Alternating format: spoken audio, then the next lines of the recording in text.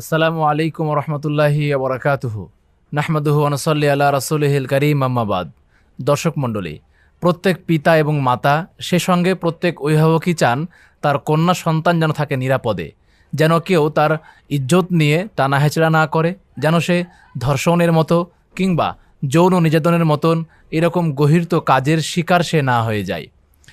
সেজন্যই আমরা সবাই শিক্ষিত হওয়ার চেষ্টা করি এবং সন্তানকে সঠিক পথে পরিচালনা করার চেষ্টা করি। এরপরেও বিভিন্ন সময় আমাদের কন্যা সন্তানরা, আমাদের শিক্ষার্থীরা, আমাদের শিক্ষকের দ্বারা, তার আশেপাশের লোকজনের দ্বারা কিংবা তার সহপাঠীদের দ্বারাও এরকম গর্হিত কাজের শিকার হয়ে থাকে। এর কারণগুলো কি কি হতে পারে? আমরা কোন কোন বিষয়গুলো অবলম্বন করলে এখান থেকে নিস্তার পেতে পারি? আজকের শিক্ষা সংলাপের সপ্তম এই পর্বে আমরা এই বিষয় নিয়ে আলোচনা করব। আপনারা দেখছেন হাদিস ফাউন্ডেশন শিক্ষা বোর্ডের সৌজন্যে শিক্ষা সংলাপ, আজকের সপ্তম পর্ব। সপ্তম পর্বের প্রতিপাদ্য বিষয় হল শিক্ষাঙ্গনে শিক্ষার্থীদের যৌন নির্যাতন, কারণ ও প্রতিকার। আমাদের আজকের অতিথি হিসাবে আছেন মাসিক আত-তাহরিকের সম্মানিত সহকারী সম্পাদক ডক্টর মোহাম্মদ কাবিরুল ইসলাম। আসসালামু আলাইকুম রহমতুল্লাহি ওয়া বারাকাতুহু। ওয়ালাইকুম আসসালাম রহমতুল্লাহি ওয়া বারাকাতুহু। আমাদের অনুষ্ঠানে প্রথমে আপনাকে স্বাগত জানাচ্ছি। প্রিয় দর্শক, অবশ্যই আপনি দেখবেন এবং অন্যকে দেখার জন্য অধিক হারে শেয়ার করবেন। সে সঙ্গে জানাবেন কে কোন স্থান থেকে দেখছেন। যদি এ সংক্রান্ত আপনার মনের মধ্যে কোনো প্রশ্ন থেকে থাকে তাহলে আপনি কমেন্টে করতে পারেন। চলুন আজকে আমরা আমাদের অতিথির কাছ থেকে সপ্তম পর্বের সমস্ত বিষয়গুলো জানি এবং জ্ঞান আহরণ করার চেষ্টা করি। স্যার, কেমন আছেন? আলহামদুলিল্লাহ, আপনারা কেমন আছেন? জি আলহামদুলিল্লাহ, ভালো আছি। আপনাকে অসংখ্য ধন্যবাদ। আপনি শত ব্যস্ততার মধ্যেও আমাদের আজকের শিক্ষা সংলাপের সপ্তম পর্বের সময় দিচ্ছেন, আলহামদুলিল্লাহ। এবং দোয়া করি যেন মহান প্রভু এর বিনিময়ে আমাদের সবাইকে ইহপরকালে শান্তি ও মুক্তি দান করেন। আপনাদেরকে ধন্যবাদ আমাদেরকে সুযোগ দেওয়ার জন্য। স্যার, তাহলে আজকে আমরা আলোচনা করব শিক্ষাঙ্গনে যৌন নির্যাতনের শিকার যে হচ্ছেন শিক্ষার্থীরা, সেই বিষয়ে কোন কোন কারণগুলো এখানে আসে এবং এখান থেকে আমরা কীভাবে পরিত্রাণ পেতে পারি। প্রথম যে বিষয়টা জানতে চাইব সেটা হলো যে আমাদের ছেলে মেয়ে একসঙ্গে শিক্ষা ব্যবস্থা চালু আছে, যেটাকে আমরা সহশিক্ষা বলে জানি। যে এখানে একজন নারী শিক্ষার্থী তার অপর যে সহশিক্ষার্থী আছে পুরুষ শিক্ষার্থী, তাকে দেখতে পাই এবং তার সঙ্গে কথাবার্তা বলার সুযোগ পাই। এখন এই কথাবার্তা বলার সুযোগ পাওয়া, একে অপরকে দেখা এবং খোশ গল্প করা, এই সমস্ত বিষয়গুলো তাদেরকে যৌন নির্যাতনের দিকে কিংবা এই ধর্ষণের মতো দিকে উস্কে দিচ্ছে কিনা, বিষয়টাকে আপনি কীভাবে দেখছেন? ধন্যবাদ। আসলে দেখুন, আমরা বাংলাদেশের প্রেক্ষাপটে শুধু নয়, সারা বিশ্বের প্রেক্ষাপটে যদি আমরা চিন্তা করি তাহলে দেখতে পাবো যে নারী পুরুষ সাধারণত বিপরীত লিঙ্গর প্রতি তারা আকৃষ্ট থাকে। আর এসব কারণে যত দুর্ঘটনা ঘটছে সেগুলি আমাদের চোখের সামনেই ঘটছে। আমরা দেখি যে জাহাঙ্গীরনগর বিশ্ববিদ্যালয়ের মতো বাংলাদেশের একটা উচ্চ শিক্ষাঙ্গনের এই জায়গায়ও এই সহশিক্ষার কারণে সেখানে ধর্ষণের সেঞ্চুরির মতো ঘটনা ঘটলো। জি, কিন্তু তারপরও আমাদের দেশের যারা কর্তা ব্যক্তিরা আছেন বা আমাদের দেশের সংশ্লিষ্ট যারা আছেন তারা কিন্তু এই বিষয়টা ওইভাবে নেয়নি। যদি ওইভাবে নিতেন তাহলে কিন্তু এই বিষয়ে কি করা যায়, কি প্রতিকার হতে পারে সে বিষয়ে তারা চিন্তাও করতেন, চিন্তাভাবনা করতেন। শুধু মাদ্রাসায়, শুধু বিশ্ববিদ্যালয়ের মতো অঙ্গনেই নয়। আমরা দেখি সোনাগাজীতে যে মাদ্রাসার অধ্যক্ষ কর্তৃক ছাত্রীর যে শ্লীলতাহানি হলো এবং তার মাধ্যমে সেই ছাত্রীর শেষ পরিণত হলো পুড়িয়ে মারা। তো ওখানেও এই যে যৌন হয়রানির যে শিকারটা হলো, এটাও হলো কিন্তু এই সহশিক্ষা বা একসাথে অবস্থানের কারণেই কিন্তু এই ঘটনাগুলি ঘটছে। আর যখন একজন শিক্ষার্থী আর একজন পুরুষ এবং মহিলা, অর্থাৎ একজন বালক এবং বালিকা কিংবা একজন স্টুডেন্ট, সে পুরুষ এবং মহিলা একসাথে যখন থাকে তখন তার মধ্যে এই দুর্ঘটনা ঘটাটাই স্বাভাবিক হয়ে যায়। এটা স্বাভাবিক হয়ে যায়। একসাথে অবস্থান করলে তার মধ্যে ভাব বিনিময়, একসাথে বসে ক্লাস করা, একসাথে গল্প করা, এইসব ঘটনাগুলির মধ্য দিয়েই কিন্তু এসব ঘটে। সেজন্য এইগুলি থেকে আমাদের সচেতন হওয়া দরকার এবং এগুলি থেকে আমাদেরকে যথাযথ শিক্ষা নেওয়া দরকার, যাতে করে আমাদের এই দেশে এই পরিবেশটা পরিবর্তন করা যায়, এটা এরকম না ঘটে সেজন্য ব্যবস্থা করা দরকার। বাংলাদেশে অব্যাহতভাবে জনসংখ্যা বৃদ্ধি পাচ্ছে, আর সেই তুলনায় শিক্ষা প্রতিষ্ঠান কিন্তু ওইভাবে বাড়ছে না। তো এখনকার এই প্রেক্ষাপটে আমাদের জন্য এই সব পরিস্থিতি থেকে উত্তরণের জন্য আমাদের যেটা আমরা প্রস্তাব রাখতে পারি সেটা হলো যে একই শিক্ষা প্রতিষ্ঠানে দুইটা শিফটিংয়ের ব্যবস্থা করা, যাতে করে এক শিফটে ছেলেরা পড়বে, এক শিফটে মেয়েরা পড়বে। তাহলে ছেলেদেররা যখন পড়বে তখন সব শিক্ষক, কর্মচারী, কর্মকর্তা সবই ছেলে থাকবে, ওখানে কোনো নারী থাকবে না। আবার যখন মেয়েরা পড়বে তখন ওই শিফটে সবই পরিচালক থেকে শুরু করে একেবারে হেডমিস্ট্রেস বা অধ্যক্ষ থেকে শুরু করে নারীরাই থাকবে, কর্মচারী কর্মকর্তা যা আছে সব নারীরা থাকবে। তাহলে দেখা যাবে যে আমাদের এই পরিবেশটা চেঞ্জ হবে। কারোর সাথে কারো যখন দেখা সাক্ষাৎ হবে না তখন কিন্তু এগুলি থেকে আমরা বেরিয়ে আসতে পারবো। আমাদের ছেলেরা, আমাদের যারা সন্তানরা আছে তারা কিন্তু একটা সুন্দর পরিবেশ পাবে। আর এই পরিবেশ যখন পাবে তখন ওর লেখাপড়ায় যেমন মন বসবে, ঠিক তেমনিভাবে তার মনটা অন্যদিকে যাবে না, অন্যদিকে চলে যেতে পারে। অন্যদিকে যাবে না। তখন কিন্তু এই পরিবেশটা চেঞ্জ হওয়া সম্ভব। জি, তাহলে আমরা এখান থেকে এটা বুঝতে পারি যে সহশিক্ষার কারণে আমাদের পড়াশোনার যে মন মানসিকতা সেটা অন্যদিকে যেতে পারে এবং এটা একই সঙ্গে যৌন উস্কানিমূলক একটা কাজ করে দিতে পারে। অবশ্যই করতে পারে। যেমন ধরুন, এর সাথে আমি আরেকটা যোগ করি, যেমন ধরুন যে যানবাহনে মানুষ কত সময় থাকে, যানবাহনে কিন্তু খুব নির্দিষ্ট সময় মানুষ থাকে, তাই না? জি, একদম অল্প সময়। অল্প সময়।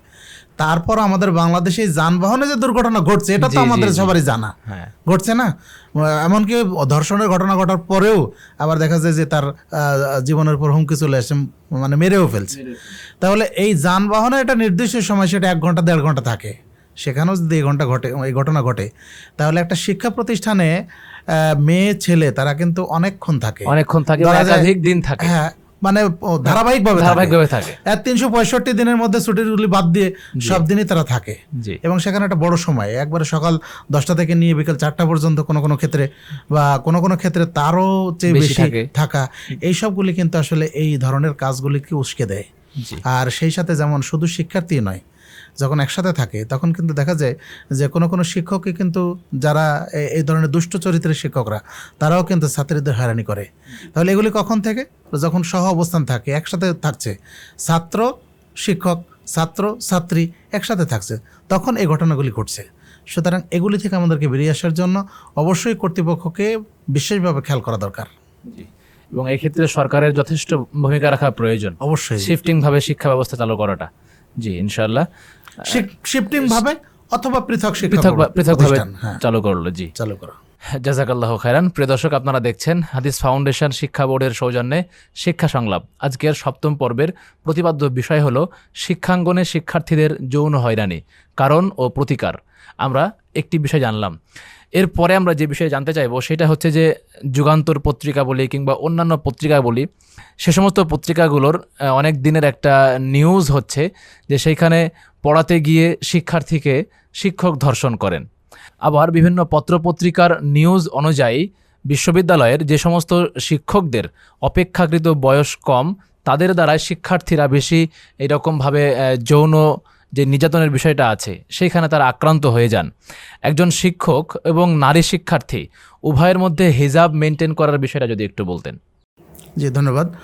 দেখুন, হিজাব কিন্তু আসলে এটা এমন কোনো বিষয় না যে মানলে মানলাম, না মানলে না মানলাম, বিষয়টা এমনটা নয়। কিন্তু এটা কিন্তু একটা ফরজ বিষয়। আল্লাহ রাব্বুল আলামিন সূরা নূরের 30 নম্বর আয়াতে প্রথমত পুরুষদেরকে বলেছেন, ওয়াকুল্লিল মুমিনিনা ইয়াগুয্যু মিন আবসারিহিম, হে মুহাম্মদ তুমি মুমিনদেরকে বলে দাও, মুমিন পুরুষদেরকে বলে দাও, তারা যেন তাদের চোখগুলিকে অবনমিত রাখে, তারা যেন তাদের দৃষ্টিকে অবনমিত রাখে। তাহলে প্রথমেই হলো নির্দেশ হলো পুরুষের প্রতি। তাহলে পুরুষ যখন তার চোখটাকে অবনমিত রাখবে, নিম্নগামী রাখবে, সে যখন হারামের দিকে তাকাবে না, তখন কিন্তু এগুলি থেকে অনেকটাই বেঁচে থাকা সম্ভব। এখন আমাদের দেশের প্রেক্ষাপটে যেহেতু দেখা যায় যে এখানে পুরুষ শিক্ষক সে মেয়ে ছাত্রীদেরকে পড়াচ্ছে, আবার অনেক ক্ষেত্রে দেখা যায় যে মহিলা শিক্ষিকা সে পুরুষ ছাত্রদেরকে পড়াচ্ছে, তাহলে এক্ষেত্রে পর্দা বিঘ্নিত হওয়ার সমূহ সম্ভাবনা আছে। এখন এখানে ইসলামের যে নির্দেশনা, উভয়কে পর্দাপশিদা মেনে চলা, আমি যে সূরা নূরের 30 নম্বর আয়াত বললাম, এর পরের আয়াতে কিন্তু আল্লাহ বলছেন, ওয়াকুল্লিল মুমিনাতি ইয়াগুযুজনা মিন আবসারিহিন্না ওয়া ইয়াহফাজনা ফুরুজাহুন্না, হে মুহাম্মদ তুমি মুমিনা নারীদেরকে বলে দাও তারা যেন তাদের চোখকে অবনমিত রাখে, দৃষ্টিকে অবনমিত রাখে, এবং তারা যেন তাদের লজ্জাস্থানকে হেফাজত করে। তাহলে এই যে লজ্জাস্থান হেফাজতের আগে যে জিনিসটা দরকার সেটা হলো আমার মুখমণ্ডলটাকে হেফাজত করা।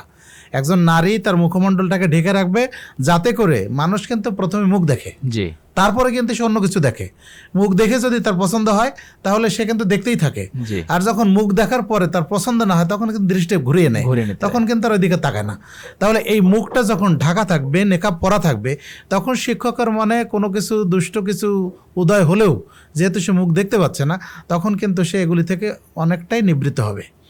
তাহলে এই জন্য দরকার যে আমাদের এই শিক্ষা প্রতিষ্ঠানে যদি মেয়েরা থাকে এবং সেখানে যদি পুরুষ শিক্ষক থাকে, তাহলে সেই সব শিক্ষকের সামনে মেয়েরা যেন যথাযথ পর্দা প্রসিদা মেনে চলে তারা যেন ওখানে উপস্থিত হয়। আবার তারা যেন নিজের শালীন পোশাক পরিধান করে তারা যেন প্রতিষ্ঠানে আসে, যাতে করে তাদের ইজ্জত আবরু বা তাদের শরীরের অবয়বগুলি এগুলি প্রকট হয়ে পুরুষ শিক্ষকের কাছে প্রকাশ না পায়। এমনকি তার সাথে যে শিক্ষার্থীরা বসে বা তার পাশে বসে আলাদা বেঞ্চে বসে, তারাও যেন তার শারীরিক গঠনগুলি এগুলো অনুভব করতে না পারে, দেখতে না পায়, যাতে করে আল্লাহ বললেন না যে এতে করে তাদের মধ্যে অন্তরে বেঁধে আছে, তারা প্রলুব্ধ হবে। আল্লাহ কিন্তু বলছেন অন্যায়তে। তাহলে আমরা এইসব কাজ থেকে নিজেদেরকে হেফাজতের জন্য এই পর্দা প্রসিদা এটা কিন্তু একটা রক্ষা কবচ, নারী এবং পুরুষ উভয়ের জন্য। এক্ষেত্রে একটা বিষয়, অনেকেই বলেন যে শিক্ষক হলো পিতৃতুল্য কিংবা শিক্ষিকা হলেন মাতৃতুল্য। তাহলে যদি মাতৃতুল্য হয় শিক্ষক এবং পিতৃতুল্য হয়, সেই ক্ষেত্রে তারা পর্দা মেনটেন করার বিষয়গুলো তারা ওভাবে গুরুত্ব দেন না, যেহেতু পিতৃতুল্য।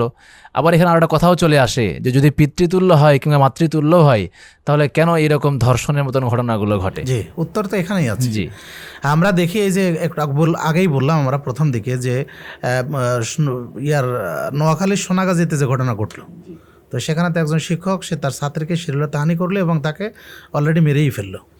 তাহলে বাপ যদি হতো নিশ্চয়ই সে তার মেয়েকে এইভাবে করতো না, এরকম করতে পারতো না। আর একটা জিনিস আপনি দেখবেন, যারা মাহরাম, এই মাহরামের প্রতি মাহরামের কোনো অনুভূতি জাগ্রত হয় না সাধারণত। আল্লাহ যাদেরকে মাহরাম বলছেন, অর্থাৎ যাদের সাথে বিবাহ হারাম, যে সমস্ত পুরুষের সাথে যে সমস্ত নারীদের বিবাহ হারাম, তার মধ্যে কোনো কিন্তু অনুভূতি জাগ্রত হয় না। আমি আমার মাকে দেখলে আমার মধ্যে কোনো অনুভূতি হবে? আমি আমার মেয়েকে যদি দেখি, তাহলে তারকে নিয়ে আমি কখনো কুচিন্তা করব? এটা কোশ্চেন কালো হতে পারে না, হয় না, এটা স্বাভাবিকভাবে হয় না। সুতরাং মাহরাম এটা শিক্ষক আর ছাত্রী পরিচয়, এটা মাহরাম নয়। আল্লাহ এটা বলেননি, রাসূল এই নির্দেশনা দেন নাই। তাহলে মাহরাম যেখানে সেখানে পর্দারও, তারপরও মাহরামের কাছেও পর্দার কিন্তু একটা সেখানে পর্দা না করলেও তার একটা সীমা রাখা আছে। সে কতটুকু বের করবে, তাই না? কতটুকু খুলে রাখবে? স্বাভাবিকভাবে যতটা প্রকাশ পায়, হাতের কবজি পর্যন্ত কিংবা তার মুখমণ্ডল, এগুলি প্রকাশ পায়, এগুলি খুলে রাখবে। তার অর্থ হয় না যে অশালীন পোশাক পরে সে মাহরামের সামনে যাবে, তাই না? মাহরামের সামনে যাবে। সুতরাং ইসলাম এই ধরনের শিক্ষক শিক্ষিকা সম্পর্ক কিংবা শিক্ষক ছাত্রী সম্পর্ক, শিক্ষিকা ছাত্র সম্পর্ক, এগুলি মাহরামের ক্ষেত্রে ইসলাম সমর্থন করে না। আর আমরা এতগুলি ঘটনা দেখার পরেও আমরা কি করে বলি যে শিক্ষক পিতৃতুল্য, ফলে তার সামনে পর্দা করার প্রয়োজন নেই? তাহলে শিক্ষক তো ধর্ষণ করতো না, জি, তাই না? আবার আমরা বলবো যে ম্যাডাম তো সে তো আমার মাতৃতুল্য, সুতরাং ম্যাডামের কাছে ছাত্রের এত পর্দা বসিতে করার দরকার ছিল না। তাই যদি না হতো তাহলে ম্যাডামের সাথে ছাত্রের বিয়ে হতো না। এসব ঘটনা অহরহ হচ্ছে। কিছুদিন আগে নাটোরে যে ঘটনাটা হলো, সেখানে একজন শিক্ষিকার সঙ্গে তার ছাত্রের বিয়ে হলো, পরবর্তী সময়ে তো শিক্ষিকা মারাই গেলেন। জি, বহু ঘটনা, এই ধরনের বহু ঘটনা আমাদের দেশে ঘটে। সারা বিশ্বের বিভিন্ন আনাচে কানাচে এই সব ঘটনা ঘটে, কিন্তু সেগুলি আমাদের অনেক কিছু আমাদের দৃষ্টিগোচরে হয় না। তো সেজন্য আমরা এটা বলবো না যে এসবগুলো ঠুনকো যুক্তি। একটা ছেলে পড়াচ্ছে কিংবা একটা মহিলা ছাত্রকে পড়াচ্ছে, সেজন্য সে তার মা সমতুল্য হয়ে গেল। একজন পুরুষ একটা ছাত্রীকে পড়াচ্ছে, সেজন্য তার সন্তানতুল্য হয়ে গেল। এগুলি কোনো যুক্তি নয়। আমরা সর্বোপরি বলতে পারি, অবশ্যই একজন শিক্ষক এবং নারী শিক্ষার্থী, একজন পুরুষ শিক্ষার্থী এবং নারী শিক্ষক, তারা উভয়ের মধ্যে পর্দা মেনটেন করবেন এবং যতটুকু ইসলাম বৈধ ততটুকু খোলা রাখতে পারবেন, বাকিটুকু তারা ঢেকে রাখবেন। এর বেশি অতিরিক্ত করতে গেলে দেখা যাবে এইটা অন্যদিকে গড়াবে এবং আস্তে আস্তে এটা যৌন নির্যাতন কিংবা ধর্ষণের দিকেও নিয়ে যেতে পারে। প্রিয় দর্শক, আপনারা অবশ্যই খেয়াল রাখবেন বিষয়গুলো এবং যারা এই পেশায় নিযুক্ত আছেন যেন এইরকম রোগে আক্রান্ত হয়ে না যান এবং অন্য কেউ যেন এই রোগে আক্রান্ত না হয়ে যায়, সেই দিকটা আমরা খেয়াল রাখবো ইনশাআল্লাহ। স্যারের কাছে পরবর্তী যে প্রশ্নটি জানতে চাইবো সেটা হচ্ছে যে বর্তমানে আমরা আধুনিক যুগ বলি এবং এই আধুনিক যুগ বলে একজন ছেলে একজন মেয়ে তারা উভয়ের সঙ্গে অবাধ মেলামেশা করতে পারে, সেটা দিনে হোক রাতে হোক, কোনো এক নির্জন পরিবেশে হোক, বন্ধুবান্ধব বলে গ্রুপ স্টাডি করা হোক কিংবা পাড়ার অন্য ভাইরা হোক, অন্য মেয়েরা হোক, এরকমভাবে একটা আধুনিক যুগ বলে আমরা এটাকে আখ্যায়িত করছি এবং ছেলে মেয়ে উভয়ের মেলামেশাকে আমরা কেউই কঠিন কোনোভাবে দেখছি না। এই যে নারী পুরুষকে একসঙ্গে মেলামেশা করতে দেওয়া, গল্পগুজব করতে দেওয়া কিংবা পড়াশোনার নামে তাদেরকে একান্ত নির্জন হতে দেওয়া, এইটা আসলে যৌনতার দিকে নিয়ে যায় কিনা এবং এক পর্যায়ে এইটাই ধর্ষণের পর্যায়ে পর্যন্ত পৌঁছে দেয় কিনা? আমরা যে বিষয়টি নিয়ে আজকে আলোচনা করছি সেটা হলো শিক্ষাঙ্গনে যৌন নির্যাতন কারণ ও প্রতিকার। এর মধ্যে একটা গুরুত্বপূর্ণ বিষয় হলো যে শিক্ষক ছাত্র কিংবা ছাত্র তার সহপাঠীর সাথে আধুনিকতার দোহাই দিয়ে তারা বলছে যে আমরা তো একসাথে অবস্থান করব, একসাথে অবস্থান করতে পারি, আর তুমি তো আমার বন্ধুর মতোই, সুতরাং তোমার এত পর্দা বসিতে কী দরকার, কী দরকার। সুতরাং এই আধুনিকতার দোহাই দিয়ে তারা দেখা যায় যে একসাথে স্টাডি ট্যুর করে কিংবা কখনো শিক্ষা সফর করে, তাই না, শিক্ষা সফর করছে। আবার দেখা যায় যে নিজেদের মধ্যে গ্রুপ স্টাডি হোক বা কোনো গবেষণার বিষয় থাক, সেই সব বিষয়গুলি নিয়ে তারা একাকী কোনো কোনো ক্ষেত্রে রাত্রেও কিন্তু অবস্থান করে। তো এই সব বিষয়গুলি কি ইসলাম সমর্থন করে কিনা? রাসূলুল্লাহ সাল্লাল্লাহু আলাইহি ওয়াসাল্লাম বলছেন, লা ইয়াখলুওয়ান্না রাজুলুন বিইমরাতিন ইল্লা কানা সালিসুহুমা শাইতান। কোনো মেয়ে কোনো পুরুষের সাথে একত্রে অবস্থান করবে না, একাকী হবে না, যদি হয় তাহলে তার মধ্যে তৃতীয়জন হবে শয়তান। সুনানে তিরমিজির এই 1171 নম্বর এই হাদিসের আলোকে আমরা বলতে পারি যে রাসূলুল্লাহ সাল্লাল্লাহু আলাইহি ওয়াসাল্লাম যেটা বলছেন, একজন নারী পুরুষ নির্জনে একাকী হলেই সেখানে তাদের মধ্যে বিভিন্ন ধরনের মন মানসিকতা তৈরি হয়। শয়তান এসে তাদের কুঁশকে দেয়, শয়তান এসে তার অশ্লীলতায় উদ্বুদ্ধ করে। তো সেক্ষেত্রে বন্ধু তো বন্ধুই, তাহলে বন্ধুর সাথে একসাথে থাকলে অন্য কিছু ঘটে যাবে, এটাই স্বাভাবিক। সেজন্য শয়তান যাতে প্ররোচিত করতে না পারে, এজন্য দরকার নির্জনে না হওয়া। পুরুষ যদি ছেলে স্টাডি করতে হয় তাহলে ছেলে ছেলের সাথে করবে, মেয়ে মেয়ের সাথে করবে, কিন্তু এটা কখনোই হবে না যে ছেলে মেয়ে একসাথে করবে। এটা আদৌ ইসলাম সমর্থন করে না। আর এই সব কারণেই কিন্তু দুর্ঘটনাগুলি ঘটে। সুতরাং এই আমরা গবেষণার দোহাই দিয়ে হোক আর আমরা গ্রুপ স্টাডির দোহাই দিয়ে হোক, যেটাই হোক না কেন, এটা হবে গ্রুপ স্টাডি, মেয়ে মেয়ে হবে, ছেলে ছেলে হবে। তাহলে এই ধরনের সব মানে ক্ষতির আশঙ্কা থাকবে না, আমরা এটাই বলবো। আর এখানে আরও একটা জিনিস দেখার দরকার। আমরা দেখি যে অনেক সময় এই যে গবেষণার জন্য যারা দিক নির্দেশনা করবেন, শিক্ষক থাকবে অথবা ম্যাডাম থাকবে, তাহলে ম্যাডাম ছাত্রীদের নিয়ে থাকলো, তাদের দিক নির্দেশনা দিলে সব করলো, আর শিক্ষক ছাত্রদের নিয়ে থাকলো, সে দিক নির্দেশনা দিলে সব করলো। এখন যদি ম্যাডাম যদি ছাত্রদের নিয়ে থাকে আর শিক্ষক যদি ছাত্রীদের নিয়ে থাকে, তাহলে এখানেও দুর্ঘটনা ঘটার সম্ভাবনা অবশ্যই রয়েছে। কারণ একটা নির্জন পরিবেশে তারা কোনো কোনো ক্ষেত্রে দেখা যাবে যে ফিল্ড ওয়ার্ক করার জন্য মাঠে যাবে, তারা একটা নির্জন জায়গায় থাকবে, সেখানে সবাই যে একসাথে অ্যাট এ টাইম থাকবে এটা কিন্তু হয় না, অনেক সময় আলাদা হয়ে যেতে পারে। সুতরাং এইগুলি এড়িয়ে চলার জন্য, শয়তান যেন কোনোভাবে আমাদেরকে প্ররোচিত করতে না পারে, সেজন্যই নির্জনতা এড়িয়ে চলতে হবে। ছেলে মেয়ে কখনো একাকী হবে না, বরং ছেলে ছেলে থাকবে, মেয়ে মেয়ে থাকবে। আজকে আমাদের দেশে যেখানে সমকামিতা ঘটে, ছেলে ছেলে তাই না, মেয়ে মেয়ে, সেখানে একটা ছেলে আর একটা মেয়ে নির্জনে থাকলে এখানে যে কোনো ঘটনা ঘটবে না এ কথা কেউ নিশ্চয়তা দিয়ে বলতে পারে না।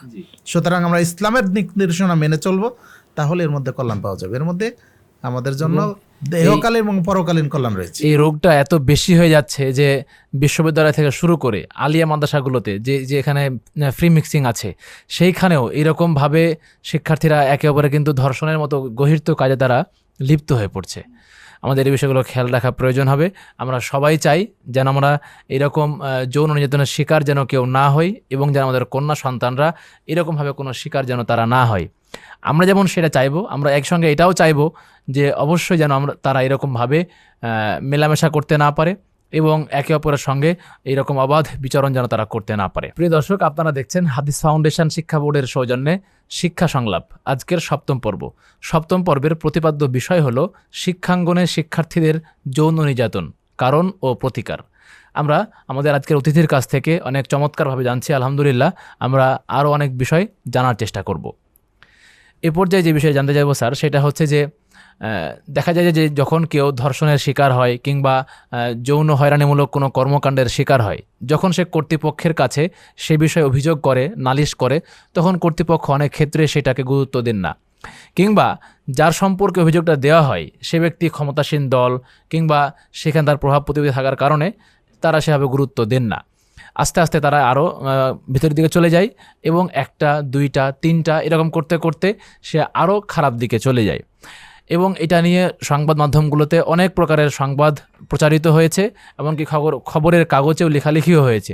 সর্বশেষ যেটা হলো, আমরা দেখলাম জাহাঙ্গীরনগর বিশ্ববিদ্যালয়ে সেখানে একজন শিক্ষার্থী অবান্তিকা, সে কিন্তু এই অভিযোগ করে বিচার না পেয়ে এক প্রকার আত্মহত্যা করেছে। তো এখন এই যে সঠিক বিচার না হওয়াটা ধর্ষণে উদ্বুদ্ধ করার অন্যতম কারণ বলে আপনি মনে করছেন কিনা? অবশ্যই শিক্ষা প্রতিষ্ঠানে হোক বা অন্য জায়গায় হোক, যখন একজন মেয়ে ধর্ষিতা হয় কিংবা সে শ্লীলতাহানির ঘটনা ঘটে, তখন কিন্তু দেখেন আমাদের দেশের বিচার ব্যবস্থায় যদি বিষয়টা এমন হতো যে যখন কোনো মেয়ে অভিযোগ করছে, তখন তার এই অভিযোগগুলি শোনার জন্য যদি একজন মহিলা বিচারক থাকতো, কিংবা তার এই বিষয়গুলি শোনার জন্য যিনি শুনবেন তিনি যদি মহিলা হতেন, ম্যাজিস্ট্রেট মহিলা হতেন, তাহলে কিন্তু সে নির্দ্বিধায় তার বিষয়গুলি বলতে পারতেন, বলতে পারতেন, এবং একজন মেয়ে হিসেবে তিনিও ফিল করতে ফিল পারতেন করতে পারতেন আসলে ঘটনাটা কতটুকু কিন্তু বুঝতে পারতেন উনি।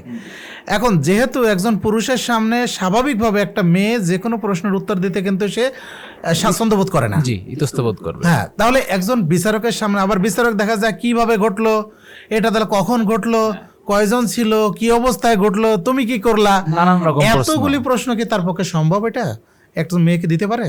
তো দেখা যায় এইসব বিড়ম্বনার শিকার হওয়ার কারণে অনেক মেয়ে কিন্তু এই অভিযোগগুলি যথাযথ কর্তৃপক্ষের কাছে করতে যায় না, আইনের আশ্রয় নিতে যায় না। এমনকি এই সামাজিক বিচারটা করতে গেলেও সেখানেও এই তথাকথিত এই মাতব্বররা বা তথাকথিত এই সর্দাররা যে কাজগুলি করে সেগুলির কারণে কিন্তু কোনো মেয়ে দেখা যায় বিচার দায়ের করেও সে একটা বিপদে পড়ে যায়, সমাজে লাঞ্ছিত হয়, তখন সে আত্মহত্যার পথ বেছে নেয়।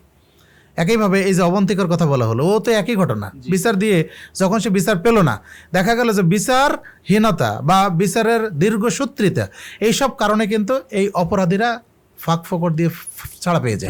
আর এই ছাড়া পেয়ে যাওয়ার কারণে তার সাহসও বেড়ে যায়, ফলে সে একটার পর একটা একাধিক ঘটনা সে ঘটনার সুযোগ পায়। রাসূলুল্লাহ সাল্লাল্লাহু আলাইহি ওয়াসাল্লামের কাছে যখন ইহুদি মহিলার চুরির ঘটনা নিয়ে আসা হলো, তখন ইহুদিরা ওসামা বিন যায়েদ রাদিয়াল্লাহু আনহুকে তাকে অনুরোধ করলেন যে তুমি যে একটু রাসূল সাল্লাল্লাহু আলাইহি ওয়াসাল্লামের কাছে সুপারিশ করো যাতে করে আল্লাহ রাসূল সাল্লাল্লাহু আলাইহি ওয়াসাল্লাম শাস্তিটা হালকা করেন। রাসূলুল্লাহ সাল্লাল্লাহু আলাইহি ওয়াসাল্লাম তখন ওসামাকে বললেন, হে ওসামা, তুমি কি আমাকে আল্লাহ রাব্বুল আলামিনের বিধানের ব্যাপারে তুমি এই ব্যাপারে সুপারিশ করছো? শুনে রাখো, যদি মুহাম্মাদের মেয়ে ফাতেমাও হয় তাহলে তারপর আমি তার হাত কেটে দেবো, চুরির অপরাধে। তাহলে ইসলাম এইভাবে বিচারের ক্ষেত্রে অবশ্যই সে নিরপেক্ষ বিচারটা করে, কখনো পার্সিয়ালিটি করে না। সুতরাং আমাদের বিচার ব্যবস্থাটা যদি সেরকম হতো যে অপরাধী যেই হোক না কেন শাস্তি তার হতেই হবে, আমাদের আইনে, আমাদের দেশের আইনেই হোক, অপরাধী যেই হোক না কেন তার যদি যথাযথ শাস্তিটা হতো, এবং যিনি ভিকটিম তিনি যদি বিচার দায়ের করার পরে যথাযথ বিচারটা পেয়ে যেতেন, তাহলে তিনি যেমন শান্তি পেতেন, আর যে অপরাধী তাকে দেখে দেশের মানুষ কিন্তু শিখতো। যেহেতু অপরাধীর বিচার হয় না, সেজন্য আরও দুষ্ট চক্রগুলি আরও মাথাচাড়া দিয়ে ওঠে। আর যেহেতু ভিকটিম সেও বিচার পায় না, ফলে সে কি করে, আর কখনো এগুলি বিচারের সম্মুখীন হয় না।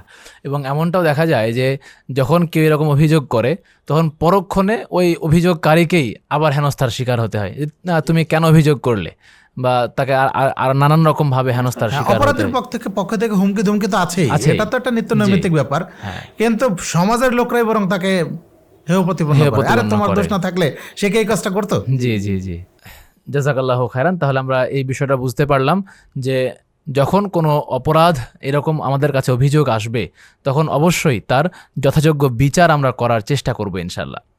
যদি এবার আমরা আরও একটু অন্য প্রসঙ্গে যাওয়ার চেষ্টা করি, এতক্ষণ আমরা জানছিলাম যে অ্যাডাল্ট যারা, তাদের ক্ষেত্রে এরকম যৌনকর্ম কিংবা ধর্ষণের ব্যাপারটা হতে পারে, তার শরীরের গঠন হোক কিংবা অন্য কোনো আকর্ষণ করা কোনো বিষয় হোক, এই সমস্ত বিষয়গুলো দেখে সে একে অপরের প্রতি আকর্ষিত হতে পারে।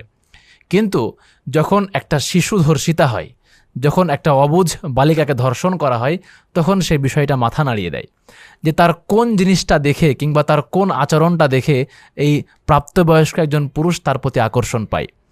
একজন শিশুকে ধর্ষণ করাটা এটা পুরুষের একটা হিংস্রতা কিনা, বা এই বিষয়ে যদি আপনি কিছু বলতেন।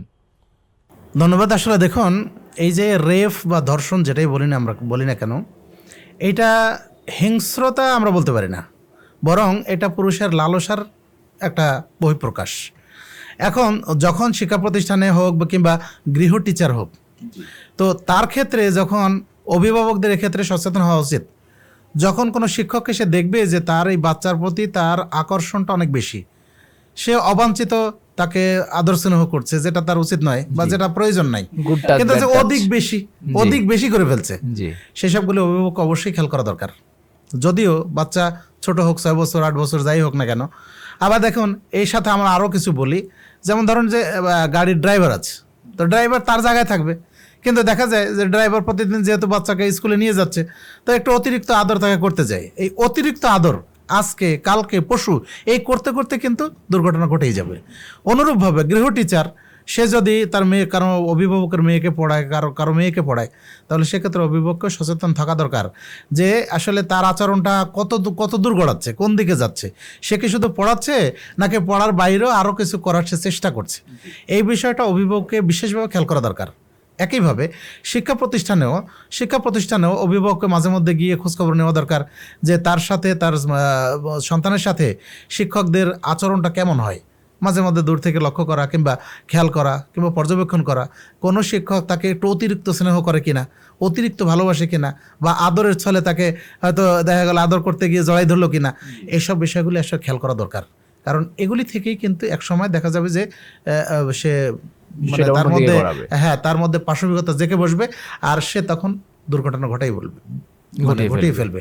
এই জন্য আমাদের অভিভাবকদেরকে সচেতন হওয়া দরকার, সাবধান থাকা দরকার। জাযাকাল্লাহু খায়রান। আমরা আরও একটি চমৎকার বিষয় জানতে পারলাম।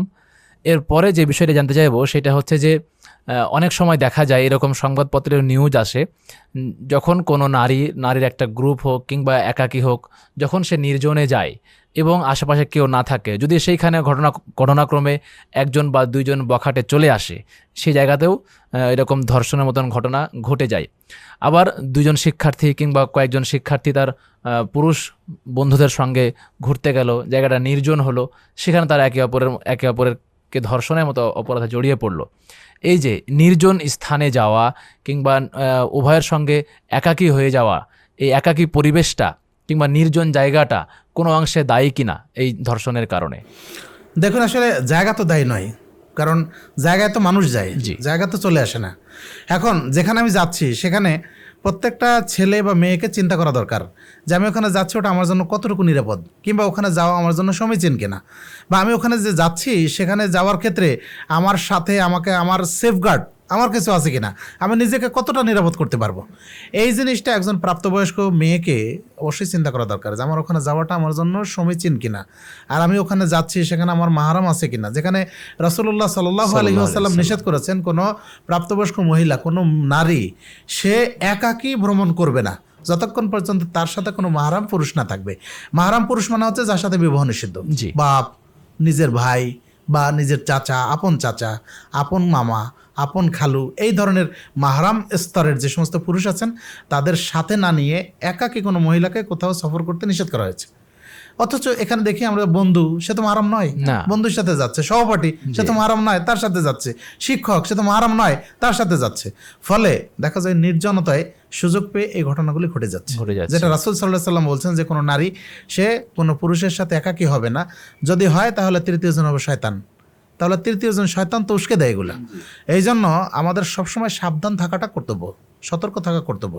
আমরা ওইখানে যাব না, বা নারীদেরকে আমরা বলছি যে ওখানে আমরা যাব না যেখানে গেলে আমার বিপদের সম্ভাবনা থাকতে পারে, সেগুলি এড়িয়ে চলতে হবে। এইখানে একটা বিষয় বলতে চাই যে ইসলাম কতটা আপডেট, যে ইসলাম জানে যে এই জায়গায় গেলে এই বিপদটা ঘটতে পারে, এই কাজটা করলে এর প্রতিফলটা এরকম আসতে পারে।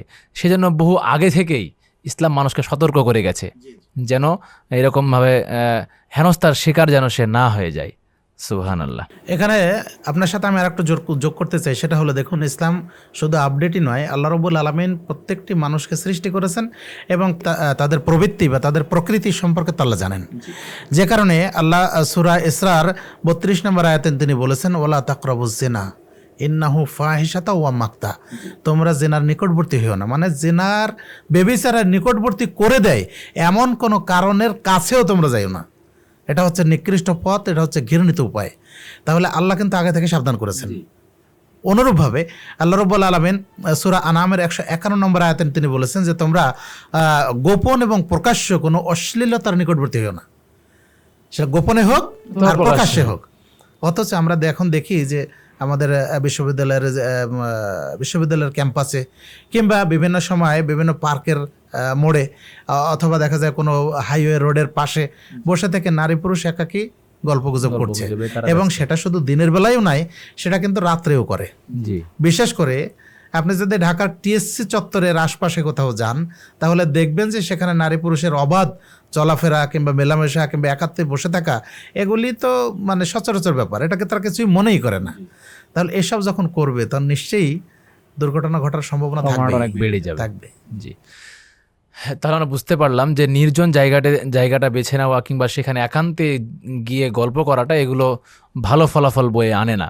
এজন্য অবশ্যই নারীকে সচেতন হতে হবে, নারীকে তার ইজ্জত সম্পর্কে জানতে হবে এবং তাকে যেই সমস্ত কোম্পানিগুলো হোক কিংবা তাকে যে সমস্ত আধুনিকতা হোক, যে প্রতিষ্ঠানগুলো হোক, তাকে স্বাধীনতার নাম দিয়ে হোক কিংবা অন্য কোনো বিষয় দিয়ে হোক, তাকে বাইরে বের করার চেষ্টা করলেও, তার শরীরের পোশাক খোলার চেষ্টা করলেও তাকে সাবধান থাকতে হবে। জি, ইনশাআল্লাহ। জাযাকাল্লাহু খায়রান। প্রিয় দর্শক, আপনারা দেখছেন হাদিস ফাউন্ডেশন শিক্ষা বোর্ডের সৌজন্যে শিক্ষা সংলাপ আজকের 7ম পর্ব। 7ম পর্বের প্রতিপাদ্য বিষয় হলো শিক্ষাঙ্গনে শিক্ষার্থীদের যৌন নির্যাতন, কারণ ও প্রতিকার। আমরা অনেকগুলো কারণ সম্পর্কে জানলাম। যদি এইবার আমরা প্রতিকার কিংবা এখান থেকে আমরা কীভাবে ফিরে আসতে পারি, কীভাবে আমাদের সমাজে এই যৌন নির্যাতনকে অথবা ধর্ষণকে কমিয়ে আনতে পারি, সেই বিষয় নিয়ে একটু আলোচনা করতে চাই।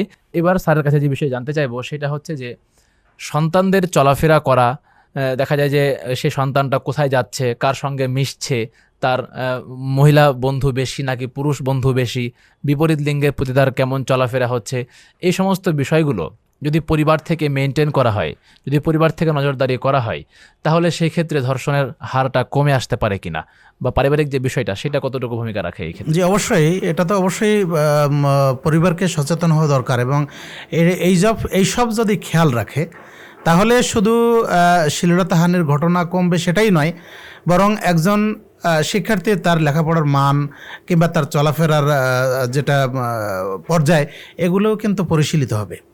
একজন ছেলে সে লেখাপড়া কি করছে বা করছে না, সেটা একজন অভিভাবকের যেমন পর্যবেক্ষণ করা দরকার। সে বাড়িতে কতটুকু পড়ে, স্কুলে গেলে সে হাজিরা কতটুকু থাকে, আবার স্কুলে সে কতটুকু অবস্থান করে, কিংবা কলেজে গেলে সে কলেজেই থাকে কিনা বা কলেজ থেকে বের হয়ে যায় কিনা। ইউনিভার্সিটিতে গেলে তখন তো একজন ছেলে বলা যায় একটা ছেলে একটা মেয়ে, তখন কিন্তু সে ম্যাচিউরড।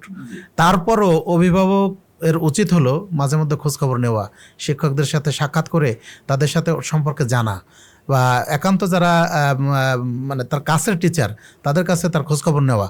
তাতে কি হবে, তাহলে এই ছেলে অন্তত অন্যদিকে চলে যাওয়ার কিংবা স্কুল কলেজ ইউনিভার্সিটির ক্লাস ফাঁকি দেওয়ার এই সমস্ত প্রবণতা থেকে সে অন্তত অনেকটাই সে কিন্তু মুক্ত থাকবে। আবার ধরেন এই যে কলেজে বা ইউনিভার্সিটিতে, এখন তো স্কুলে শুরু হয়ে গেছে ডেটিং করা। এইসব ছোট অপ্রাপ্ত বয়স্ক দেখা যায় ছেলেমেয়েরা, তারা যে ডেটিং করে, এটা কিন্তু একটা আশ্চর্য বিষয়। এটা তখন কখন করতে পারে, যখন সে শিক্ষককে ফাঁকি দিতে পারে, যখন সে অভিভাবককে ফাঁকি দিতে পারে, তখন কিন্তু করে। ওই স্কুলের নাম করে কলেজের নাম করে চলে গেল, আর সে কিন্তু স্কুলে গেল না, তাহলে তার দ্বারা তো দুর্ঘটনা ঘটতেই পারে। সুতরাং সেজন্য অভিভাবকের সচেতন হওয়া দরকার।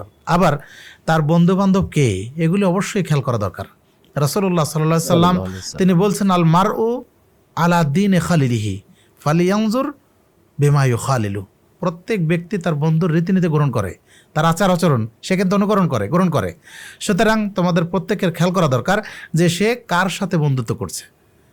তাহলে এটা কিন্তু সাধারণ মানুষের ব্যাপারে। তাহলে আমরা অভিভাবক, আমরা পিতামাতা, আমরা কিন্তু অবশ্যই আমাদের সন্তানদের কিংবা অভিভাবক তার শিক্ষার্থীর অবশ্যই খোঁজখবর নেবে বন্ধুকে।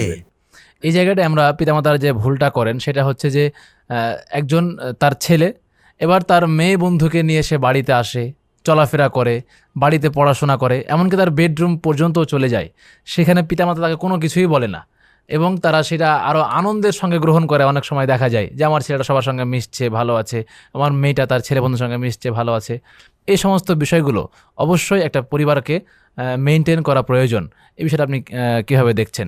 অবশ্যই একটা ছেলের বন্ধু ছেলে হবে, একটা মেয়ের বন্ধু মেয়ে হবে, কিন্তু যখনই এর ব্যতিক্রম ঘটবে তখনই এখানে দুর্ঘটনা ঘটবে। এটাই স্বাভাবিক।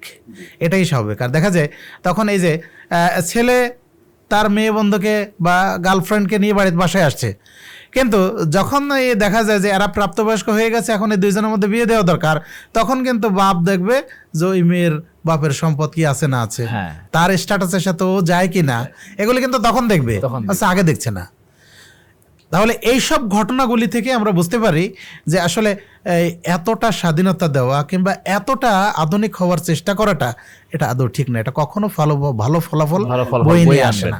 বরং এক্ষেত্রে অবশ্যই অভিভাবককে, পিতামাতাকে সচেতন হওয়া দরকার যে আমার ছেলে কোনো খারাপ ছেলের সাথে যেন না মেশে। মেয়ে তো দূরের কথা, মেয়ে তার গার্লফ্রেন্ড কেন, তার স্ত্রী হবে যখন সে প্রাপ্তবয়স্ক হবে।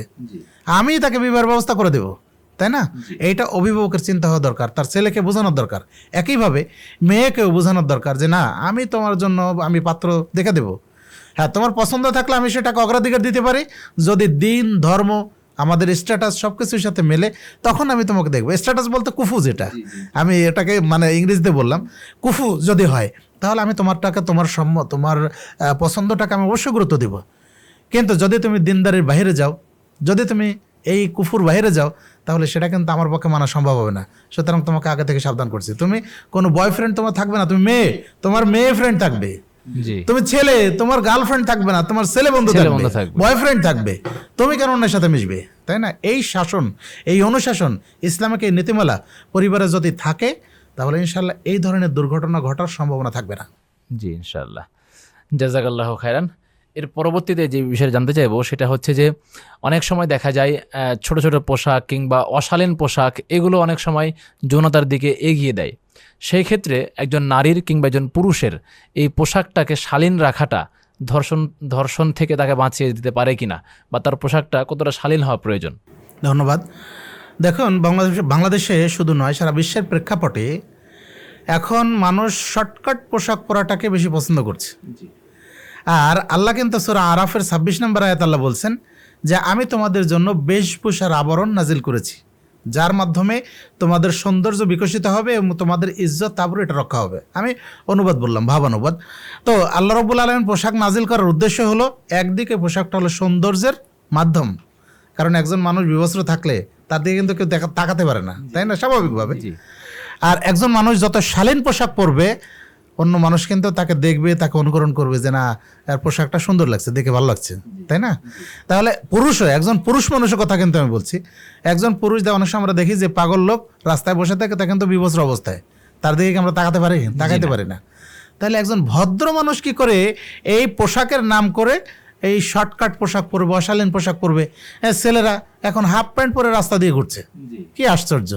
অথচ রাসূলুল্লাহ সাল্লাল্লাহু আলাইহি সাল্লাম বলছেন পুরুষের সতর হচ্ছে নাভি থেকে নিয়ে হাঁটুর নিচ পর্যন্ত, তাহলে এই পর্যন্ত ঢেকে রাখা তার ফরজ। অথচ সে হাসতে খেলতে গরমের দোহাই দিয়ে সে হাফ প্যান্ট পরে রাস্তায় ঘুরছে। এইটা কোনো ভদ্র মানুষের আচরণ নয়, এটা কোনো ভদ্রতার পরিচয় নয়। তাহলে একজন পুরুষ যখন এটা করছে, মেয়েও কিন্তু তাকে দেখে দেখে অনুকরণ করছে। তাহলে মেয়েও কি করছে? সে শর্টকাট পোশাক পরছে, 3 কোয়ার্টার পরছে, আবার কোনো মেয়েরা হাফ প্যান্টও পরছে, আবার কোনো টি শার্ট পরছে। তাহলে এগুলি তো আমাদের জন্য কোনো কল্যাণকর নয়। কারণ আরবিতে একটা প্রবাদ আছে, আন্নাসু হারিসুম মিম্মা মুনিআ, মানুষকে যে জিনিস থেকে নিষেধ করা হয় সেই দিকে সে বেশি আকৃষ্ট হয়। তাহলে পোশাক শর্টকাট আছে, ওই দিক তাকাতে হবে না, কিন্তু ওই দিকে চোখটা বেশি যায়। তাহলে দুর্ঘটনা এখান থেকেই ঘটে। শুধু ইসলামী নয়, অন ইসলামিক বহু মনীষীও এই পোশাকের ব্যাপারে গুরুত্বপূর্ণ দিক নির্দেশনা আমাদেরকে কিন্তু বলেছেন। আমরা দেখি যে ভারতের জগৎগুরু মাতা মহাদেবী তিনি একটা কথা বলেছিলেন যে মেয়েদের আরবদের মতো পোশাক পরা দরকার। মানে উনি বোরকাটা বলতে পারেন নাই, বলছেন মেয়েদের আরবদের মতো পোশাক পরা দরকার। কারণ আধুনিকতার নামে মেয়েরা যে পোশাক পরে, এরা পুরুষদের ইপটিজিং করা সামিল। এই কথাটা আমরা দেখতে পাই যে দৈনিক ইনকিলাবে 19 ফেব্রুয়ারি 2017 সালে রিপোর্টটা প্রকাশ হয়েছিল, একটা বড় রিপোর্ট। তার মধ্যে উনি এই কথাটা বলেছেন যে মেয়েদের আরবদের মতো পোশাক পরা দরকার। তাহলে তিনি একজন মহিলা হয়ে অনুভব করছেন কিন্তু যে মেয়েদের এই শর্টকাট পোশাক পরাটাই কিন্তু পুরুষদের আকৃষ্ট করে, যেটা রাসূলুল্লাহ সাল্লাল্লাহু আলাইহি ওয়াসাল্লামও বলেছেন। তিনি বলেছেন যে একটা দীর্ঘ হাদিস, সহিহ মুসলিমের 2128 নম্বর হাদিসে আল্লাহ রাসূল সাল্লাল্লাহু আলাইহি ওয়াসাল্লাম বললেন যে 2 শ্রেণীর মানুষ জাহান্নামে আমি তাদেরকে এখনো দেখিনি। তার মধ্যে অন্যতম হলো নিসাউন কাসিয়াতুন আরিয়াতুন মুমিলাতুন মাইলাতুন। ওই শ্রেণীর মহিলা যারা পোশাক পরিধান করে উলঙ্গ, তারা নিজেদেরকে পুরুষদের দিকে আকৃষ্ট করে, আর পুরুষদেরকে নিজেদের দিকে আকৃষ্ট করে, নিজেরাও পুরুষদের দিকে আকৃষ্ট হয়। রাসূল বললেন যে ওরা জান্নাতে প্রবেশ করবেন না, জান্নাতের সুগন্ধিও পাবেন না। তাহলে আল্লাহ রাসূল কিন্তু বলে গেছেন এই যে শর্টকাট পোশাক পরা, এখন জিপসি টাইপ পোশাক পরে, কেউ দেখা যায় ম্যাগি হাতার পোশাক পরিধান করছে। তার এইসব মেয়েরা আবার দেখা যায় যে একজন মেয়ে যখন টি শার্ট পরে আর তার বুকে যখন কোনো ওড়না থাকে না, তখন সেই মেয়েটা যতই আধুনিক হোক, একজন শালীন ভদ্র পুরুষ কখনো তার দিকে তাকাবে না। এটাই স্বাভাবিক। এমনিতে তো ইসলামে হারাম, তাকাবে না, পুরুষ কোনো অপরিচিত না হলে নারীর দিকে তাকাবে না, এটা ঠিক। কিন্তু এখন আমি পাশাপাশি সিটে তো আমার সামনে দুটো মেয়ে বসে আছে, কতক্ষণ আমি দৃষ্টিকে এদিক ওদিক ঘুরে রাখতে পারবো? অসম্ভব হয়ে যায় অনেক ক্ষেত্রে। আপনি মানে বলেন যে ট্রেনে বসে আছেন, তা ট্রেনে এসে দেখা যায় সামনাসামনি সিট হয় অনেক সময়, বিশেষ করে যেগুলি এসি সিটগুলিতে কিংবা যেগুলি ধরেন যে বারতে, এগুলো অনেক সময় বসতে হয়। তখন যদি সামনাসামনি এই ধরনের মহিলা থাকে, কতক্ষণ আমাকে সামনাসামনি এবং দৃষ্টি অবনত করে রাখা যায়? সমস্যা না? সুতরাং এইসব ক্ষেত্রে তখন দেখা যায় যে এইসব দুর্ঘটনাগুলি, যদি সেখানে পুরুষ দেখা যায় একজন যুবক একজন যুবতী থাকলো, ওই কম্পার্টমেন্টে যদি আর কেউ না থাকে, মানে ওই বার্তে যদি আর কেউ না থাকে, তখন কি দুর্ঘটনা ঘটবে না? স্বাভাবিকভাবেই ঘটতে পারে। আমরা এই ক্ষেত্রে আর একটা জিনিস আমরা যুক্ত করতে পারি যে ভারতের কেরালা প্রদেশের জনৈক ধর্মযাজক খ্রিস্টান পাদ্রী, তিনি একদিন বললেন যে যে সমস্ত মেয়েরা জিন্সের প্যান্ট পরে আর টি শার্ট পরে, ওদেরকে পাথরের সাথে বেঁধে নদীতে ডুবিয়ে দেওয়া দরকার, কারণ বাইবেলে এই ধরনের শাস্তির কথা আছে। তিনি আরও বললেন, যারা এই ধরনের পোশাক পরে আমাদের এই চার্চে আসে, তাদেরকে লাথি মেরে বের করে দেওয়া দরকার, কারণ ওদের কারণেই পুরুষরা আকৃষ্ট হয়। তাহলে শুধু ইসলাম বলেন এই পোশাকের কথা, এটা কিন্তু অন ইসলামিক মনীষীরাও বলেছেন, তারা এটা চিন্তা করেছেন। এই রিপোর্টটা প্রকাশ হয়েছিল 2019 সালের যুগান্তর পত্রিকার 1 মার্চ। তাহলে আমরা দেখি যে আমরা শুধু নিজেরাই বলছি যে ইসলাম শুধু বলছে, এটা না, যারা আসলে সচেতন অমুসলিম তারাও কিন্তু বিষয়টা অনুভব করেছেন যে একজন মেয়ের পোশাকটা আসলে কেমন হওয়া দরকার, একটা নারীর পোশাকটা কেমন হওয়া দরকার, যাতে তাকে স্বাধীন মনে হয়, যাতে তাকে ভদ্র মনে হয়, এবং যার কারণে তার প্রতি একজন পুরুষ আকৃষ্ট না হয়। তাহলে পোশাকটা সেরকম হওয়া উচিত। আমরা এই বিষয়টা উদাসীন না হয়ে বরং এই বিষয়ে সচেতন হওয়া দরকার। একজন মানুষ যত বেশি সুন্দর পোশাক পরবে, তাতে তত বেশি ভালো লাগবে, দেখতে ভালো লাগবে, পুরুষ হোক আর নারী হোক। যত উলঙ্গ পোশাক পরবে, তত সে কিন্তু নিগৃহীত হবে ভদ্র সমাজের কাছে। সুতরাং আমরা এই বিষয়টা অবশ্যই খেয়াল করব। শিক্ষা প্রতিষ্ঠানে এইসব অশালীন পোশাক পরাটাও দেখা যায় যৌন নির্যাতন কিংবা যৌন হয়রানির এটা একটা অন্যতম কারণ। যে মেয়েটা পোশাক বোরকা পরে যায়, সেই মেয়েটাকে কিন্তু সবাই ইপটিজিং করে না মানুষ। আর যে মেয়েটা উলঙ্গ থাকে, দেখতে ভালো লাগছে, তখন তো তাকে বন্ধুরা বলবেই, হ্যাঁ হেভি ফাইন লাগছে, জি, এবং বিভিন্ন রকম কথাবার্তা তাকে শুনতে হয়। এই জন্য অবশ্যই পোশাকের গুরুত্ব আছে এবং শালীন পোশাক পরা আমাদের সবার জন্য কর্তব্য। অসংখ্য ধন্যবাদ স্যার। আমরা এই পর্যায়ে যে বিষয়টা জানতে চাইবো সেটা হচ্ছে যে শিক্ষাঙ্গনে অনেক রকম যৌনতার বিষয়গুলো চলে আসে, সেই ক্ষেত্রে একটা শিক্ষা প্রতিষ্ঠান কোন কোন পদক্ষেপগুলো অনুসরণ করবে যেন সেইখানে যৌন হয়রানিমূলক কোনো কার্যক্রম না হয়? প্রথমেই যেটা বলবো, শিক্ষা প্রতিষ্ঠান কিংবা শিক্ষা প্রতিষ্ঠানের পরিচালক বৃন্দ, তারা যদি প্রথমেই একটা ব্যবস্থা নেন, আগে যেটা বলে এসেছিলাম যে শিক্ষা প্রতিষ্ঠানকে আলাদা করা, মেয়েদের জন্য মেয়েরা, ছেলেদের জন্য ছেলেরা, অর্থাৎ মেয়েদের জন্য সব মহিলা শিক্ষিকা থাকবে, কর্মকর্তা কর্মচারী মহিলা থাকবে, তারা ওখানে পড়বে। আর ছেলেদের জন্য আলাদা শিক্ষা প্রতিষ্ঠানে, এখানে শিক্ষক থাকবে, কর্মকর্তা কর্মচারী সব পুরুষ থাকবে, কোনো মহিলা থাকবে না। এভাবে যদি হতে পারে, তাহলে কিন্তু এটা প্রথমত আমাদের এই কাজটা করলে এই সমস্যার মানে সম্মুখীন হওয়ার কোনো সম্ভাবনা নাই। যদি পৃথক শিক্ষা প্রতিষ্ঠান করা সম্ভব না হয়, তাহলে অন্তত শিফটিং ব্যবস্থা পৃথক করা দরকার। পৃথক শিফটিং ব্যবস্থা যদি হয়, মেয়েরা আলাদা পড়বে, ছেলেরা আলাদা পড়বে, তাহলে এটা হওয়ার সম্ভাবনা নাই। সেটাও যদি সম্ভব না হয়, তাহলে একটা জিনিস করা দরকার, সেটা হলো যথাযথ পর্দাপোশীদের ব্যবস্থা করা দরকার। একটাই ক্লাসে দেখা যায় ছাত্রও আছে, ছাত্রীও আছে, আবার শিক্ষা দিচ্ছেন একজন পুরুষ টিচার। তাহলে হতে পারে যে আমরা এখন তো আধুনিক যুগ, তাই না, আমরা প্রজেক্টরের মাধ্যমে, মেয়ে যারা আছে তারা প্রজেক্টরের মাধ্যমে দেখবে, প্রয়োজনে সাউন্ড সিস্টেম থাকবে, মেয়েরা প্রয়োজনে স্যারের সাথে কথা বলবে, স্যারও মেয়েদের সাথে কথা বলবে, যেন ব্ল্যাকবোর্ড যেটা আছে কিংবা হোয়াইট বোর্ড যেটা আছে সেখানে যেন মেয়েরা দেখতে পারে, পর্দাপোশীদের এত সুন্দর হবে। কিংবা যদি প্রজেক্টরে থাকে, তাহলে তার ওখানে কোনো সমস্যা নেই। তাহলে ছেলে এবং মেয়েদের মাঝখানে আলাদা আড়াল থাকলো, পর্দা থাকলো। একইভাবে পুরুষ টিচারের সামনে যেন মেয়েদেরকে দেখতে না পায়, ওই জন্য আলাদা পর্দার ব্যবস্থা থাকলো, এবং তিনি লেকচার দিবেন, তিনি লিখবেন, সবগুলি প্রজেক্টরের মাধ্যমে হবে। যদি কোনো মেয়ে কিছু বুঝতে না পারে, তাহলে সাউন্ড সিস্টেম থাকবে, সে যেন ওখানে বলতে পারে যে স্যার আমি এই জিনিসটা বুঝিনি, আমাকে বুঝিয়ে বলেন। তাহলে উনি আবার বলবেন, আবার রিপ্লাই করবেন। তাহলে কি হবে, এই ধরনের ঘটনা ঘটার কোনো সম্ভাবনা থাকবে না।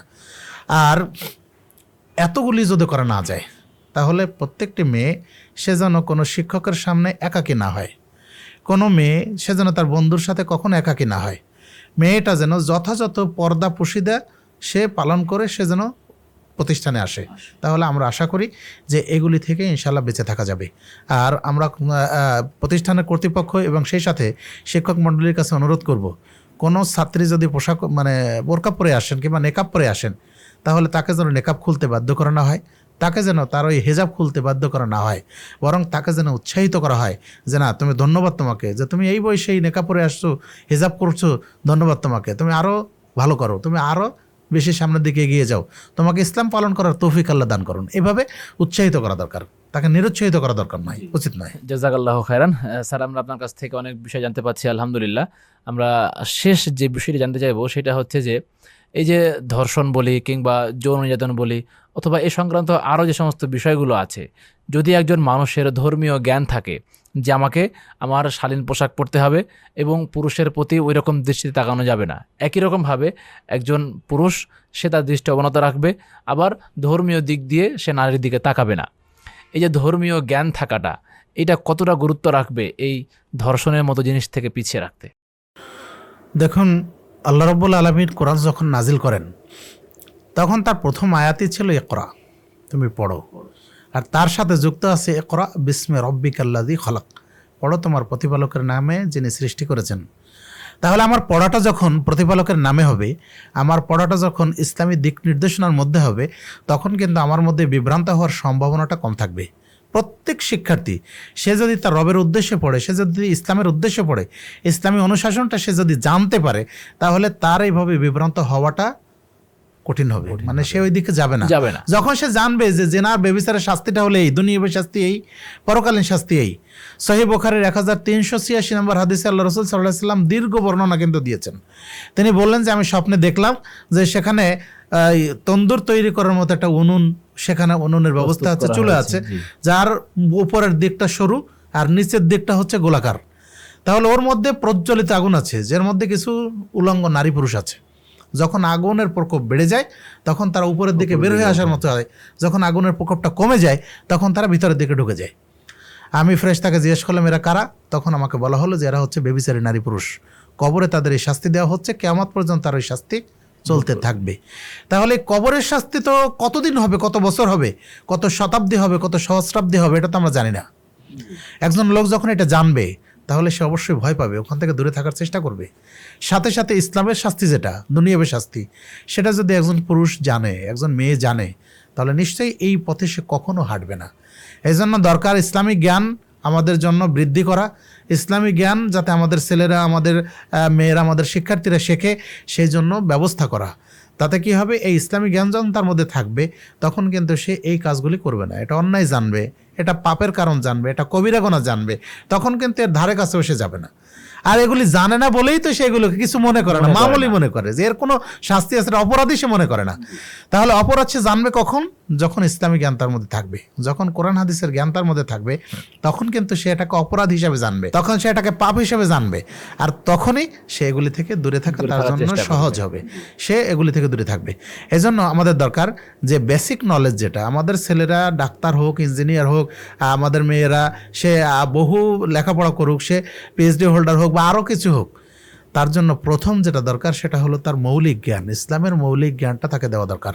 হারাম হালাল যাতে সে বুঝতে পারে, কোনটা ঠিক আর কোনটা বেঠিক এটা যাতে পার্থক্য করতে পারে, সে তার নিজের জীবন সম্পর্কে, পরকাল সম্পর্কে যেন সে জানতে পারে, এইসব জ্ঞানগুলি তাকে দেওয়া দরকার। তাতে করে আমাদের সমাজ যেমন ভালো হবে, আমাদের মানুষ যেমন আদর্শ মানুষ হবে, আমাদের ছেলেটা তেমনি আদর্শ মানুষ হিসেবে গড়ে উঠবে, সে জান্নাতি মানুষ হবে। এই জন্য আমরা প্রত্যেকেই চেষ্টা করব ধর্মীয় জ্ঞানটা, ইসলামী অনুশাসন, ধর্মীয় জ্ঞান যেমন দেওয়া দরকার, ঠিক তেমনিভাবে ইসলামী অনুশাসনটা বজায় রাখা দরকার। তাহলে ইনশাল্লাহ আমাদের পরিবেশটা ইনশাল্লাহ ঠিক হয়ে যাবে। ইনশাল্লাহ ঠিক হবে। জাযাকাল্লাহু খায়রান। আমরা শেষ দিকে চলে এসেছি, আপনাকে অসংখ্য ধন্যবাদ, আমাদেরকে সময় দিলেন আলহামদুলিল্লাহ, এবং আমরা আপনার মাধ্যমে অনেক জ্ঞান আহরণ করলাম, অনেক বিষয় জানলাম। আমরা চেষ্টা করবো এই সমস্ত বিষয়গুলো মেনে চলার, ইনশাআল্লাহ। মহান আল্লাহ আপনাকে ইহকালে পরকালে শান্তি ও মুক্তিদান করুন, আল্লাহুম্মা আমিন। আমরা আপনার কাছ থেকে বিদায় নিচ্ছি। প্রিয় দর্শক, আপনারা দেখছিলেন হাদিস ফাউন্ডেশন শিক্ষা বোর্ডের সৌজন্যে শিক্ষা সংলাপ।